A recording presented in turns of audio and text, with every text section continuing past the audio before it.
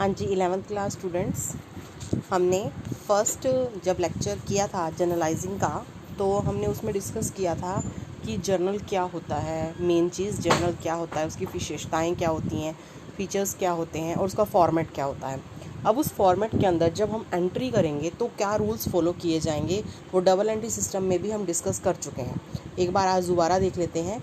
तो आपके अकाउंट होते हैं 3 तरह के, सबके रूल अलग अलग हैं। 3 मेन अकाउंट है आपके, पर्सनल, रियल और नॉमिनल। अब जो पर्सनल अकाउंट है आपका, पर्सनल अकाउंट के अंदर आपका जो रूल होता है वो क्या होता है, एंट्री करने का, ट्रांजैक्शन को रिकॉर्ड करने का। Debit the receiver and credit the giver. Receiver को डेबिट कीजिए और गिवर को क्रेडिट कीजिए किसी बिजनेस के अंदर। अब एग्जांपल ले लेती हूँ मैं, एक एग्जांपल है, इफ़ वी गेव ₹20,000। वी का मतलब यहाँ पे बिजनेस है। अगर बिजनेस ने 20,000 रुपीज़ गोपाल को दिए तो कौन इस एंट्री के अंदर डेबिट होगा, कौन क्रेडिट होगा, आपको सबसे पहला स्टेप ये फाइंड आउट करना होता है। ये एक ट्रांजैक्शन है, हर ट्रांजैक्शन से 2 अकाउंट, एटलीस्ट 2 अकाउंट्स इफेक्ट होते हैं, ठीक है। और अपोजिट डायरेक्शन, मतलब एक डेबिट होगा और दूसरा क्रेडिट होगा। अब आपने इसमें से पहले 2 अकाउंट छांटने हैं। पहला अकाउंट तो कैश का है और दूसरा अकाउंट गोपाल का है, ठीक है। गोपाल आपका पर्सनल के अंदर आता है। पर्सनल अकाउंट के अंदर पर्सन्स के, फर्म्स के, कंपनीज के, डेटर्स के, क्रेडिटर्स के अकाउंट आते हैं। उस हिसाब से आप देखें तो गोपाल यहाँ पे रिसीवर बन रहा है कि गिवर बन रहा है। बिजनेस 20,000 रुपीज़ गोपाल को दे रहा है तो गोपाल क्या बन रहा है, रिसीवर बन रहा है ना। तो रिसीवर बनने के तहत गोपाल क्या होगा, हमारी एंट्री में डेबिट होगा। ऑटोमेटिकली जो दूसरा अकाउंट है वो क्या होगा, डेबिट तो गोपाल हो चुका है, तो क्रेडिट कौन होगा, कैश, ठीक है। तो ये चीज़ आपने देखनी है। इसी का आगे एक और एग्जांपल, या इसी को एंट्री के फॉर्म में देखो तो ये है आपकी एंट्री। एंट्री क्या होगी आपकी, गोपाल अकाउंट जो है, गोपाल डेबिट होगा टू कैश अकाउंट। अब यहाँ अकाउंट शब्द नहीं लगाया क्योंकि व्यक्ति के नाम के साथ अकाउंट शब्द लगाना ज़रूरी नहीं होता। अगर लगाना है तो अपोस्ट्रोफी एस करके लगाना पड़ेगा हमें, ठीक है। तो ये आपकी एंट्री होगी। इसी तरह से अगर हम एक और एग्जांपल लें, वी रिसीव्ड 50,000 फ्रॉम गोविंद। हमने मतलब बिजनेस ने 50,000 रुपये गोविंद से लिए। अब चेक करो गोविंद क्या है, रिसीवर है कि गिवर है। अब गोविंद गिवर हो गया तो अब यहाँ पे गोविंद क्या हो जाएगा, क्रेडिट। तो आ क्या रही है, उसके पास से कैश आ रही है, कैश डेबिट हो जाएगी टू गोविंद। ये है आपका पर्सनल अकाउंट का रूल और उसकी एप्लीकेशन, ठीक है। अब आगे बढ़ते हैं, अगला account, real account. Real account के अंदर किसके अकाउंट आते हैं, रियल अकाउंट के अंदर सभी एसेट्स के अकाउंट आते हैं। एसेट्स कौन कौन सी हैं, आपको कराई हुई हैं एसेट्स, टर्म्स में आपने कर रखी हैं। Fix assets, current assets, tangible assets, intangible assets, सारी एसेट्स कहलाती हैं, ठीक है। तो एसेट्स, इसका रूल होता है debit what comes in and credit what goes out.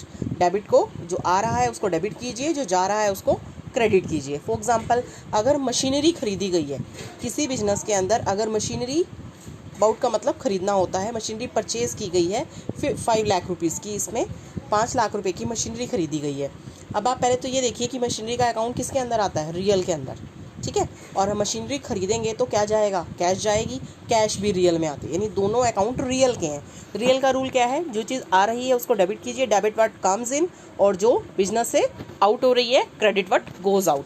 अब मशीनरी परचेज कर रहे हैं तो मशीनरी आ रही है तो मशीनरी क्या होगी आपकी, मशीनरी अकाउंट डेबिट, और कैश क्या हो जाएगी, क्रेडिट हो जाएगी, ठीक है।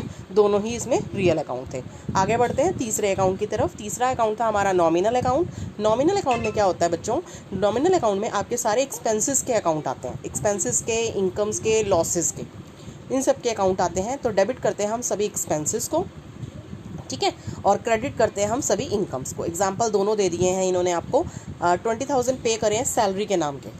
अब सैलरी एक एक्सपेंडिचर है, उसके लिए 20,000 रुपये पे किया गया है, तो एक्सपेंस डेबिट होता है, यानी सैलरी क्या होगी आपकी, डेबिट होगी। सैलरी क्या होगी आपकी, डेबिट होगी, और कैश की फॉर्म में है तो कैश जाएगी टू कैश अकाउंट। और अगर हम इसका रिवर्स एग्जाम्पल लेते हैं, एक हमें 5,000 रिसीव हुए हैं एज ए कमीशन, बिजनेस के अंदर 5,000 रुपीज़ रिसीव हुए हैं एज ए कमीशन, कमीशन के तौर पे, यानी इनकम हो गई है। तो इनकम क्या होती है, क्रेडिट होती है, तो कमीशन को क्या किया जाएगा, क्रेडिट किया जाएगा।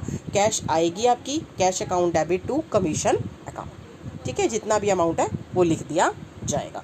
तो ये आपके रूल्स थे जनरल में एंट्री करते वक्त डिफरेंट अकाउंट्स के अंदर। एक छोटा सा पॉइंट आज और डिस्कस करेंगे जनरल एंट्री स्टार्ट करने से पहले, गुड्स का मीनिंग। गुड्स क्या होते हैं, गुड्स, आपने गुड्स की टर्म भी कर रखी है। गुड्स क्या है, वो चीज़, वो माल जो आप आगे बेचने के लिए लाए हैं किसी बिजनेस में। जैसे एक कपड़े का एग्जांपल लेते हैं, कपड़े के व्यापारी का। कपड़े का व्यापारी कपड़ा खरीद के लाता है आगे बेचने के लिए, कपड़ा उसके लिए क्या हो गया, गुड हो गया। ठीक है। तो कपड़े का खरीदना उसके लिए परचेज कहलाएगा। गुड्स का खरीदना परचेज कहलाता है। गुड्स कुछ भी हो सकते हैं, फर्नीचर के व्यापारी के लिए फर्नीचर गुड है, क्लॉथ के मर्चेंट के लिए क्लॉथ गुड है, तो ये उनकी जो भी चीज़ खरीदेंगे वो परचेज कहलाएगी। लेकिन अगर यही कपड़े का व्यापारी अपनी दुकान पे कस्टमर को बिठाने के लिए फर्नीचर खरीद के लाता है तो वो गुड नहीं है, उसको बेचना नहीं है, उसको फर्नीचर को रखना है बिजनेस को चलाने के लिए, यानी वो एसेट हो गई। तो फर्नीचर को खरीदते वक्त परचेज नहीं, फर्नीचर को खरीदते वक्त फर्नीचर ही लिखा जाएगा। ठीक है। गुड्स की परचेज को परचेज और एसेट की परचेज को एसेट का नाम दिया जाएगा। ठीक है, ये आपने याद रखना है। गुड्स के अंदर 5 खाते आते हैं। पहला आपका है परचेज अकाउंट। ठीक है। और एक चीज़ और बता दूँ, गुड्स की जो भी हम डिस्कस करेंगे, खरीदना बेचना, वो सब किस में आएगा, वो नॉमिनल अकाउंट के अंदर आएगा। नॉमिनल के रूल अप्लाई होंगे उस पर। तो पहला है आपका परचेज। जब हम गुड्स को खरीदेंगे तो वो हमारा एक्सपेंडिचर होगा बिजनेस के अंदर, और गुड्स को खरीद रहे हैं। ठीक है, तो हमेशा आपका गुड्स का अकाउंट डेबिट करने की बजाय परचेज का अकाउंट डेबिट होगा। ठीक है ना, गुड्स तो आएंगे ना बिजनेस के अंदर, गुड्स आएंगे। और दूसरी चीज़ खर्चा होगा इसके अंदर। मेन आपने नॉमिनल अकाउंट से लेके चलना है। आपको बता रखा है कि परचेज अकाउंट नॉमिनल अकाउंट होता है। ठीक है, तो इसलिए परचेज अकाउंट हमेशा क्या होगा, आपका डेबिट होगा। और जब चीज़ खरीदेंगे तो कैश जाएगी, क्रेडिट व्हाट गोज आउट, तो कैश को क्या कर दिया जाएगा, क्रेडिट कर दिया जाएगा। ठीक है, तो परचेज अकाउंट को हमेशा आप डेबिट करेंगे जब भी आप गुड्स खरीदेंगे। रूल कौन सा है, debit all the expenses and losses. Second है सेल्स। जब गुड्स को बेचेंगे आप, मतलब आप माल बेचने वाले हैं, आपके पास से गुड्स गई तो क्या होगा, गुड्स खरीदे आपने तो परचेज डेबिट हो गया। और जब अब गुड्स को बेचा गया है तो सेल्स अकाउंट आ गया, सेल्स अकाउंट क्रेडिट होगा। सेल्स अकाउंट भी एक नॉमिनल अकाउंट है। While passing a journal entry, sales account should always be credited. Credit all the income and gain. Sale करने से आपकी इनकम होगी ना, सेल करने से पैसा आएगा, कैश आ रही है और इनकम हो रही है, सेल्स आपकी इनकम होगी। जैसे परचेज आपका एक्सपेंस है, परचेज करते हैं तो कैश जाती है, वो खर्चा हो गया। सेल्स करने से कैश आती है, ये इनकम हो गई। तो इनकम क्रेडिट होती है, तो सेल्स अकाउंट क्या होगा आपका, हमेशा नॉमिनल अकाउंट के रूल के अकॉर्डिंग क्रेडिट होगा। और वैसे भी बच्चे याद रख सकते हैं, परचेज अकाउंट हमेशा डेबिट होता है, सेल्स अकाउंट हमेशा क्रेडिट होता है।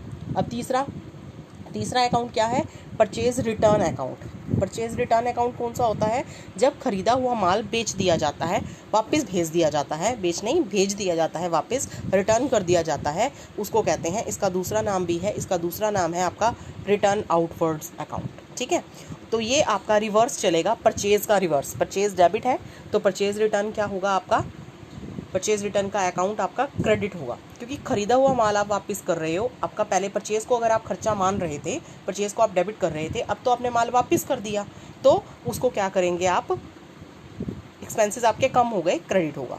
और सेल्स रिटर्न, सेल्स का उल्टा होगा। सेल्स क्रेडिट हो रही थी, आपकी इनकम थी, अब किसी ने आपका माल वापस भेज दिया, आपकी इनकम कम हो गई, तो सेल्स रिटर्न क्या होगा, आपका डेबिट होगा। और एक अकाउंट होता है स्टॉक का अकाउंट। ठीक है, ये था आपका गुड्स की ट्रीटमेंट कैसे किया जाएगा। उसके बाद आगे बढ़ते हैं हम, कुछ और छोटे मोटे पॉइंट हैं जो आपको ध्यान में रखने हैं एंट्री करने से पहले। वो क्या है, if in the transaction relating to purchase और sale it has to be decided. अब जब हम कोई परचेज की एंट्री या सेल्स की एंट्री देखते हैं तो आपको कई बार ये नहीं पता चलता, भाई ये तो कैश वाली है, आपने कैश में ख़रीदा है या उधार में ख़रीदा है। तो कुछ पॉइंट्स ध्यान में रखने हैं। पहला पॉइंट आपको क्या ध्यान में रखना है, अगर ट्रांजेक्शन के साथ परचेज़ की ट्रांजेक्शन या सेल्स ऑफ गुड के टाइम पे परचेज़र और सेलर का नाम जो है वो नहीं दिया हुआ है, तो आप उस ट्रांजेक्शन को कैश की ट्रांजेक्शन मानेंगे। सिंपल लिखा हुआ है गुड सोल्ड फॉर ₹50,000, आप मानेंगे कि ये जो ट्रांजेक्शन की गई है, जो माल बेचा गया है, कैश में बेचा गया है। ना यहाँ पे परचेज़र का नाम है, ना सेलर का नाम है, ना कुछ और लिखा हुआ है, सिर्फ बताया हुआ है इतने का सामान बेचा गया, तो ये आपने कैश माननी है। दूसरा, अगर परचेज़ और सेल की एंट्री करते वक्त परचेज़र और सेलर का नाम भी दिया हुआ है और कैश भी लिखा हुआ है, तो भी आपने कैश मानना है। देखिए यहाँ पे माल गोपाल को बेचा गया और कैश में, दोनों चीज़ें मेंशन कर दी, तब भी कैश मानना है। दोनों चीज़ें नहीं है तब भी कैश मानना है। थर्ड में क्या है, अगर ट्रांजेक्शन रिलेटिंग टू परचेज और sale of good, name of purchaser और seller is given and it is not stated. अब नाम तो दे दिया परचेजर और सेलर का, लेकिन कैश शब्द नहीं लिखा, तो फिर आपने उसको उधार की मानना है, आपने उसको क्रेडिट ट्रांजेक्शन मानना है। एग्जाम्पल से देखिए आप, एग्जाम्पल में है गुड सोल्ड टू गोपाल। यहाँ पे गुड सोल्ड टू गोपाल तो बताया, लेकिन ये नहीं बोला कैश में, तो आप इसको क्या मानेंगे, उधार की ट्रांजेक्शन मानना। ठीक है। तो एंट्रीज करते वक्त आपने ये पॉइंट्स याद रखने हैं, ये पॉइंट्स आपने ध्यान रखने हैं। उसके बाद हम एक न्यूमेरिकल स्टार्ट ले लेते हैं कि न्यूमेरिकल को किया कैसे जाता है जर्नल के। ये सब बातें हमने, रूल भी सीख लिए जर्नल के, हमने गुड्स की ट्रीटमेंट भी सीख ली।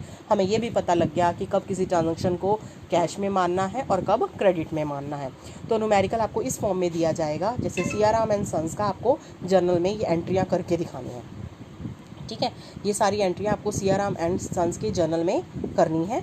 अमाउंट आपको गिवन है साथ में। तो आपका परफॉर्मा क्या है, किस तरह से एंट्रीज की जाती हैं, इस तरह से आप परफॉर्मा बनाएंगे।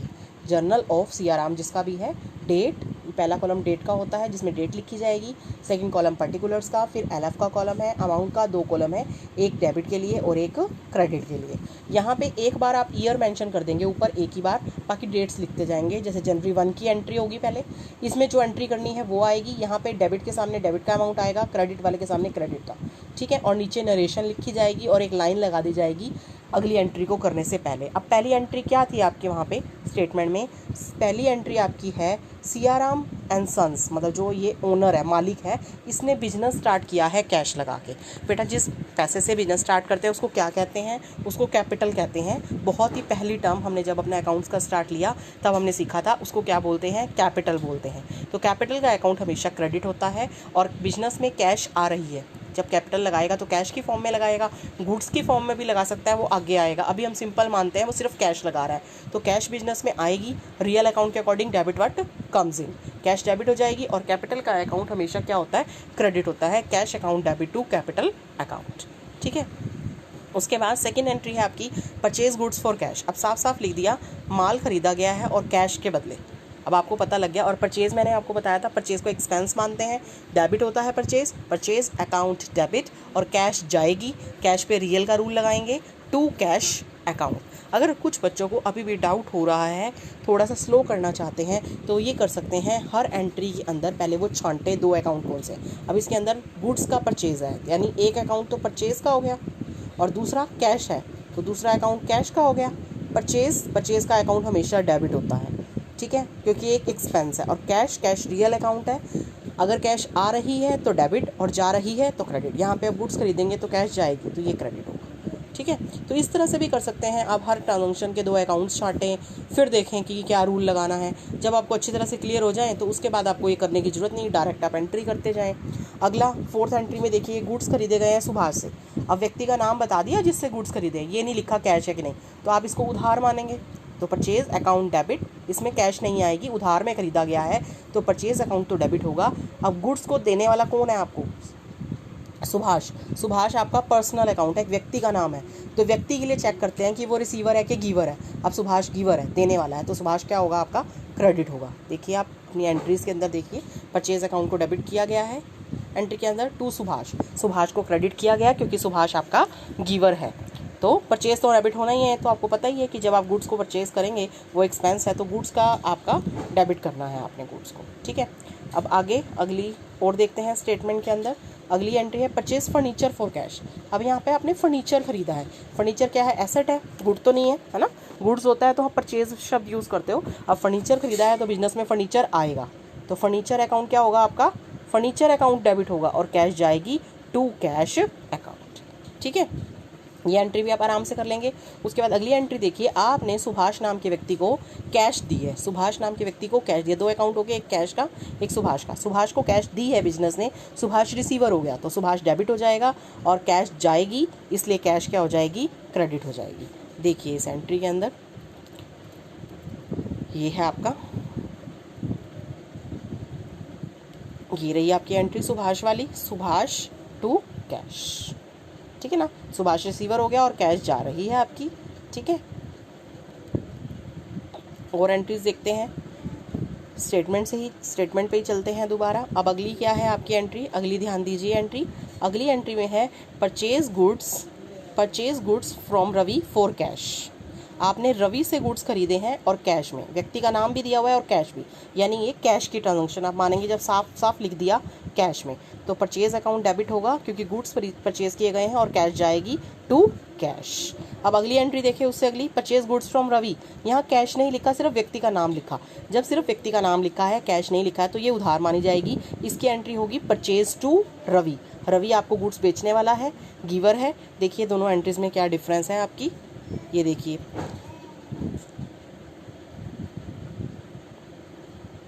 ये वाली एंट्री आप देखिए, ये purchase account debit to cash, ये तो आपने कैश देकर खरीदी है, और यहाँ पे भी आपने गुड्स खरीदे हैं लेकिन कैश में नहीं खरीदे, आप जिससे खरीदेंगे वो गिवर है, उसको आपने क्रेडिट कर दिया टू रवि।